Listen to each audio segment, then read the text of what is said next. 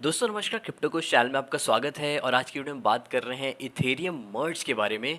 बहुत ज़्यादा डिस्कशन चल रहा है इसका सोशल मीडिया पे और पे वायरल हो चुका है इथेरियम मर्ज। और बहुत सारे लोग यहाँ पे कंफ्यूज हो रहे हैं इथेरियम मर्ज आखिर है क्या चीज़। इथेरियम 2.0 क्या क्या नई चीज़ें लेके आने वाला है, क्योंकि कुछ एक्सपर्ट ये मानते हैं कि ये जो इथेरियम का मर्ज है ये one of the most important मर्ज हो सकता है ब्लॉकचेन हिस्ट्री के अंदर, जहाँ पे कई सारी चीज़ें यहाँ पे निकल के आ रही हैं। प्रूफ ऑफ स्टेक के बारे में यहाँ पे बात की जा रही है, जहाँ पे आपको पता होगा माइनिंग जो चलती थी वो बंद हो जाएगी और माइनिंग से हट के प्रूफ ऑफ स्टेक यहाँ पे आने वाला है। तो दोस्तों मैं आपको इस वीडियो में कंप्लीट एक्सप्लेन करने वाला हूँ कि क्या क्या चीज़ें हैं proof of stake, proof of work के अंदर, ट्रिपल हाल्विंग क्या होता है, बीकन चेन क्या होता है और क्यों ये इंपॉर्टेंट है हमारे ब्लॉकचेन के अंदर। तो कंप्लीट डेडिकेटेड लर्निंग वीडियो होने वाली है। और दोस्तों अगर आपको लर्निंग में इंटरेस्टेड है ब्लॉकचेन के अंदर, क्रिप्टो करेंसी के अंदर, तो आप मेक श्योर चैनल को सब्सक्राइब कर लो, क्योंकि हम आपके लिए ऐसी लर्निंग डेडिकेटेड वीडियो लाते रहते हैं। दोस्तों वीडियो को एंड तक ज़रूर देखना, क्योंकि आपको बहुत ज़्यादा लर्निंग मिलने वाली है इस वीडियो के अंदर। और मेरा भी काफ़ी यहाँ पे टाइम लगा, रिसर्च लगी इस वीडियो को आपके लिए लेके आने के लिए। तो आप सिट बैक करो, रिलैक्स करो, अपने स्नैक्स वगैरह लेके आ जाओ और चलो स्टार्ट करते हैं इथेरियम 2.0 मर्ज से। दोस्तों आपको पता ही होगा Ethereum blockchain one of the most useful blockchain है हमारी, जो काफ़ी पास से चल रही है। और जब मैं स्टार्ट किया था क्रिप्टो करेंसी के अंदर, और सबसे पहले यहाँ पे मैंने जब देखी थी जो स्मार्ट कॉन्ट्रैक्ट को सपोर्ट करती थी वो इथेरियम ब्लॉकचेन ही सपोर्ट करती थी। और यहाँ पे कहा यह जाता है कि इथेरियम ब्लॉकचेन ने बहुत सारी यहाँ पे ब्लॉकचेन्स को यहाँ पे इंस्पायर किया है। अगर आप मैटिक की बात कर लो, सोलाना की बात कर लो, और बहुत सारी जो ब्लॉकचेन्स हैं, बीएनबी चेन है, आपने देखा होगा ज़्यादातर जो फीचर्स रहते हैं सिमिलर जो आते हैं एनएफटी के जो फीचर्स आते हैं सेम ऐसे आते हैं जैसे इथेरियम ब्लॉकचेन के अंदर है। तो कहीं ना कहीं हमें मानना चाहिए कि Ethereum blockchain one of the leading king blockchain है हमारी ब्लॉकचेन के अंदर। और काफ़ी सारी ब्लॉकचेन्स इससे इंस्पायर होके बहुत सारी चीज़ें यहाँ पे करती रहती है। तो यहाँ पे क्वेश्चन यही उठता है कि जो ब्लॉकचेन अपने में ही इतना अच्छा चल रही है इथेरियम जैसी ब्लॉकचेन, उसको अपग्रेड करने का क्या फ़ायदा है, क्यों यहाँ पे 2.0 मर्ज लाया जा रहा है इथेरियम के अंदर। तो इसका आंसर में कई सारे रीजंस यहाँ पे छुपे हुए हैं। और यहाँ पे वन ऑफ द मेन यहाँ पे रीज़न ये है कि प्रूफ ऑफ वर्क को यहाँ पे हटाया जा रहा है और प्रूफ ऑफ स्टेक को यहाँ पे लाया जा रहा है। और जिन लोगों को यहाँ पे नहीं पता, प्रूफ ऑफ वर्क जो है हमारा माइनर्स लोग यहाँ पे सस्टेन करते हैं ब्लॉकचेन को, मतलब हम माइनिंग करते हैं, अपनी एक मशीन यहाँ पे लगा के कुछ इलेक्ट्रिसिटी कंज्यूम करते हैं और कुछ ब्लॉक्स को यहाँ पे माइन करते हैं जहाँ पे हमें ब्लॉक से रिवॉर्ड मिलता है। तो ये जो है माइनर्स को हटा के प्रूफ ऑफ स्टेक में यहाँ पे जाने वाले हैं। तो अगर हम बात कर लेते हैं प्रूफ ऑफ स्टेक के बारे में और कैसे प्रूफ ऑफ स्टेक काम करता है, तो इसके लिए हमको कोई भी माइनिंग मशीन यहाँ पे लगाने की ज़रूरत नहीं पड़ती है। और ये कैसे यहाँ पे काम करता है, तो बेसिकली हमको वैलिडेटर्स चाहिए होंगे नेटवर्क को मेंटेन करने के लिए, ब्लॉकचेन को मेंटेन करने के लिए, जो ब्लॉक्स को माइन करेंगे। तो यहाँ पे जो वैलिडेटर्स हैं अब प्रूफ ऑफ स्टेक के अंदर कैसे काम करेंगे कि जो जो लोग यहाँ पे यूज़ करते हैं ब्लॉकचेन को, वो लोग यहाँ पे अपना कुछ यहाँ पे फंड्स अपना लॉक करने वाले हैं और उसके बदले में वो एज अ वैलिडेटर बन जाएंगे और उसके बदले में उनको माइनिंग रिवॉर्ड्स यहाँ पे दिया जाएगा। तो यहाँ पे माइनिंग जो होगी हमारी प्रूफ ऑफ वर्क से शिफ्ट होके प्रूफ ऑफ स्टेक में यहाँ पे चली जाएगी। तो यहाँ पे आप देख रहे होगे कि हमको यहाँ पे कोई भी ज़्यादा इलेक्ट्रिसिटी की ज़रूरत नहीं पड़ेगी, बहुत ही कम यहाँ पे इलेक्ट्रिसिटी की यहाँ पे ज़रूरत पड़ेगी वैलिडेटर्स का अगर हम नोड्स वगैरह रन कर रहे हैं, लेकिन उससे ज़्यादा यहाँ पे हमको इलेक्ट्रिसिटी की यूज़ नहीं पड़ेगी। और अगर आप डिफरेंस देखते हो तो जहाँ पे प्रूफ ऑफ वर्क में हमारा ह्यूज अमाउंट की यहाँ पे इलेक्ट्रिसिटी यूज़ होती है ग्राफिक कार्ड्स को रन करने के लिए या फिर प्रोसेसर को रन करने के लिए, वो हट के अब यहाँ पे क्लीन यहाँ पे ब्लॉकचेन के अंदर ही यहाँ पे स्टेकिंग से रिवॉर्ड यहाँ पे मिलने वाले हैं। तो एक तरीके से काफ़ी इकोनॉमिकल यहाँ पे एडवांटेज है हमारा, जहाँ पे बिजली कम यहाँ पे यूज़ करने वाला है हमारा इथेरियम ब्लॉकचेन। तो ये जो हमारा प्रूफ ऑफ स्टेक रहेगा मॉडल जो रहेगा यहाँ पे काफ़ी बेनिफिशियल होने वाला है इथेरियम ब्लॉकचेन के लिए, क्योंकि आप देख सकते हो यहाँ पे स्केलेबिलिटी जो है इसके अंदर आने वाली है। स्केलेबिलिटी बेसिकली क्या होता है कि ज़्यादा नंबर ऑफ़ ट्रांजेक्शन्स यहाँ पे आ सकती हैं और ये ज़्यादा सिक्योर्ड रहेगा प्रूफ ऑफ वर्क से।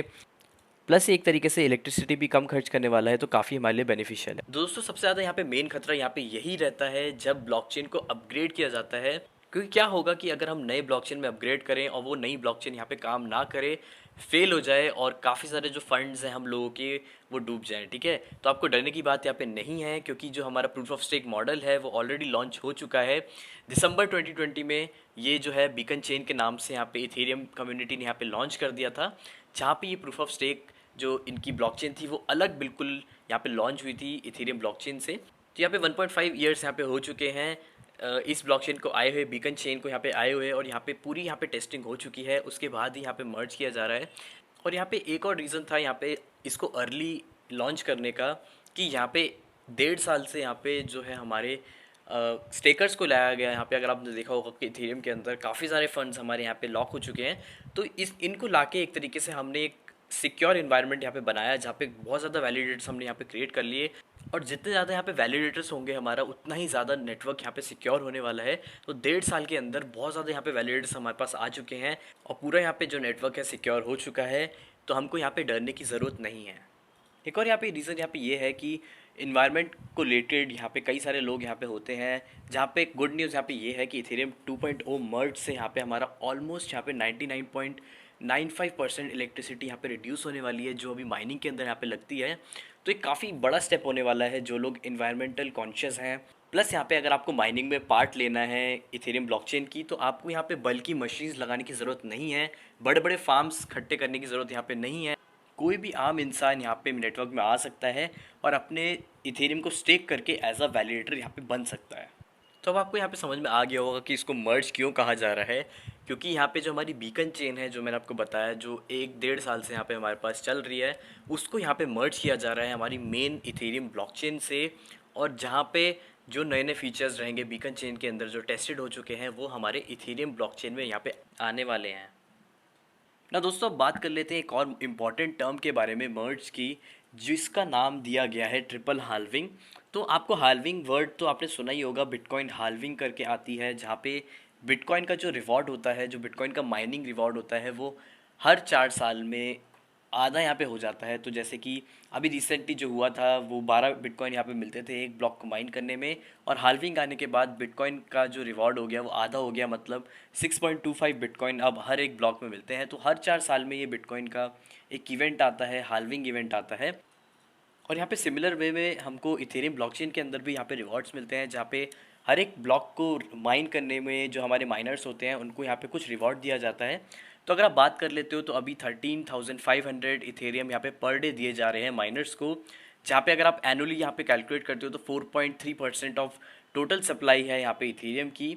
अब यहाँ पे बात की जा रही है इथेरियम प्रूफ ऑफ स्टेक के आने के बाद कैसे यहाँ पे हमारे पास डिस्ट्रीब्यूशन होने वाला है, क्योंकि डिस्ट्रीब्यूशन थोड़ा यहाँ पे एडवांस होने वाला है। और ये जो डिस्ट्रीब्यूशन रहेगा वो हमारा जितने अमाउंट के प्रूफ ऑफ स्टेक पे कॉइन्स हमारे लॉक्ड रहेंगे, उस बेसिस पे यहाँ पे दिया जा रहा है। तो अभी जो प्रोजेक्शन निकल के आ रहा है वो ये निकल के आ रहा है कि जो हमारा 4.3% का यहाँ पे एनुअली यहाँ पे इथेरियम नए जो मार्केट में आते थे, उसकी बजाय यहाँ पे 0.3 टू 0.4% ही यहाँ पे इथेरियम यहाँ पे नए आने वाले हैं, which will create a negative impact on the supply. तो हमारा अगर डिमांड बढ़ता चला जाएगा और यहाँ पे सप्लाई कम रहेगी, तो डेफिनेटली जो हमारे प्राइस रहेंगे इथेरियम के, वो डेफिनेटली यहाँ पे बूस्ट होने वाले हैं। ठीक है, तो बेसिक कॉन्सेप्ट है डिमांड एंड सप्लाई का। तो थोड़ा यहाँ पे एफिशिएंट वे है प्रूफ ऑफ स्टेक के अंदर माइनिंग रिवॉर्ड्स देने के लिए। तो इसीलिए यहाँ पे इसको ट्रिपल हाल्विंग का नाम दिया गया है, क्योंकि यहाँ पे जो माइनिंग रिवॉर्ड्स रहेंगे वो हमारे काफ़ी यहाँ पे गिरने वाले हैं। और एक हमारा काफ़ी अच्छा मॉडल आने वाला है जहाँ पे रिवॉर्ड्स एक अच्छे और बेटर तरीके से यहाँ पे बांटे जाएंगे। तो एक तरीके से काफ़ी इंपॉर्टेंट चीज़ है ये जो आपको समझनी थी, ट्रिपल हाल्विंग। और दोस्तों आपको पता होगा कि लास्ट ईयर यहाँ पे इथेरियम ब्लॉकचेन के अंदर एक और अपग्रेड यहाँ पे आया था अगस्त के अंदर, जहाँ पे EIP 1559 करके यहाँ पे अपग्रेड आया था। जहाँ पे हुआ क्या था कि जो ये माइनिंग रिवॉर्ड्स होते थे जो माइनर्स को मिलते थे, वो यहाँ पे कम हो गए मिलने। मतलब कि जो हमारी बेस फीस थी वो बर्न कर दी जाती थी, हमेशा के लिए बर्न कर दी जाती थी, और माइनर्स को यहाँ पे नहीं मिलती थी। तो माइनर लोग ही होते हैं जो नए जो इथेरियम्स हैं वो मार्केट के अंदर लेके आते हैं। क्यों? क्योंकि यहाँ पे ब्लॉक्स को माइन करते हैं और उनको माइनर को रिवॉर्ड्स मिलते हैं, और माइनर्स जो नए इथेरियम होते हैं वो मार्केट के अंदर लेके आते हैं। और यहाँ पे एक और ब्यूटी थी हमारी EIP 1559 की, कि जितने ज़्यादा यहाँ पे यूज़र्स हमारे ब्लॉकचेन को यहाँ पे यूज़ करेंगे, इथेरियम ब्लॉकचेन को, मतलब ट्रांजेक्शन्स वगैरह करेंगे या फिर बाय या फिर सेल करेंगे, उतनी ही ज़्यादा यहाँ पे फीस यहाँ पे बर्न होएगी। और जितनी ज़्यादा यहाँ पे फीस होगी बर्न, उतना ही यहाँ पे सप्लाई शॉर्टेज हो जाएगी और यहाँ पे प्राइसेस और ऊपर जाएंगे।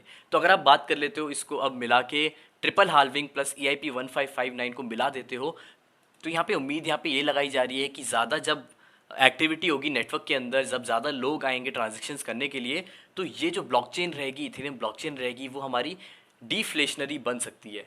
डिफ्लेशनरी मतलब कि जो हमारे एग्जिस्टिंग सर्कुलेटिंग इथेरियम है मार्केट के अंदर, वो ही कम होने लग जाएंगे। ठीक है, तो अगर आपको पता होगा कि मार्केट के अंदर नए नए बिटकॉइंस आते हैं, नए नए इथेरियम आते हैं, लेकिन ऐसा कभी आपने देखा है कि जो एग्जिस्टिंग करेंसी है मार्केट के अंदर वो ही कम होने लग जाए? तो जी हाँ, ये पॉसिबल है हमारे ट्रिपल हाल्विंग और यहाँ पे EIP 1559 को लेके, कि जब भी यहाँ पे नेटवर्क एक्टिविटी यहाँ पे बढ़ने वाली है, हमारी जो फीस रहेगी वो बंद होगी और जो हमारी सप्लाई रहेगी, एक्टिव सर्कुलेटिंग सप्लाई होगी, वो कम होने लग जाएगी, जहाँ पे प्राइसेस और ऊपर जाएंगे। ठीक है, तो जैसे जैसे इथेरियम की एक्टिविटी यहाँ पे बढ़ेगी, जितने लोग यहाँ पे इथेरियम के अंदर कूदेंगे, उतना ज़्यादा यहाँ पे सप्लाई कम होती चली जाएगी और यहाँ पे हमारा जो प्राइस रहेगा वो बढ़ेगा। तो यहाँ पे आपके दिमाग में यही आएगा कि अगर सप्लाई कम होने लग जाएगी, इथेरियम ही जो है एग्जिस्टिंग मार्केट के अंदर वही बर्न होने लग जाएंगे, तो नए इथेरियम कैसे आएंगे और यहाँ पे कहीं ज़ीरो ना हो जाए, इथेरियम ख़त्म ना हो जाए हमेशा के लिए। तो वो पॉसिबिलिटी कभी नहीं होगी, क्योंकि जैसे यहाँ पे इथेरियम कम होंगे वैसे यहाँ पे जो एक्टिविटी है थोड़ी कम हो जाएगी और इथेरियम यहाँ पे मार्केट में आने लग जाएंगे।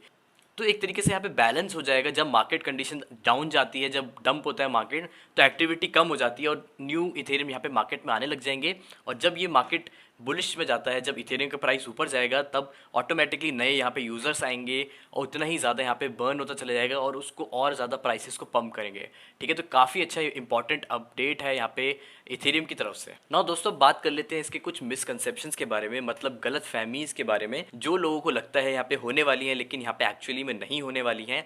जिनमें से पहला चीज़ यहाँ पे ये आती है कि इथेरियम 2.0 आने के बाद क्या हमारी जो फीस रहेगी वो कम हो जाएगी, जो हमारी ट्रांजैक्शन फीस रहेगी वो कम हो जाएगी, और हमारी जो स्केलिंग होगी वो क्या होने वाली है इसके अंदर, मतलब ट्रांजैक्शंस और ज़्यादा सपोर्ट करने वाला है। तो इसका आंसर नहीं है, क्योंकि ये सिर्फ सिंपल एक अपग्रेड है और ये one of the first level है जो हमारी ट्रांजैक्शन फ़ीस कम होगी, उसका एक फ़र्स्ट स्टेप है। तो डेफिनेटली हमारी जो ट्रांजैक्शन फ़ीस रहेगी वो कम नहीं होने वाली है, ना कि हमारी जो ट्रांजैक्शन जो स्पीड होती है वो भी कम नहीं होने वाली है। लेकिन आने वाले फ्यूचर के लिए हमारा एक बेस क्रिएट हो रहा है, जो हमारा प्रूफ ऑफ स्टेक और इथेरियम 2.0 मर्ज लेके आ रहा है।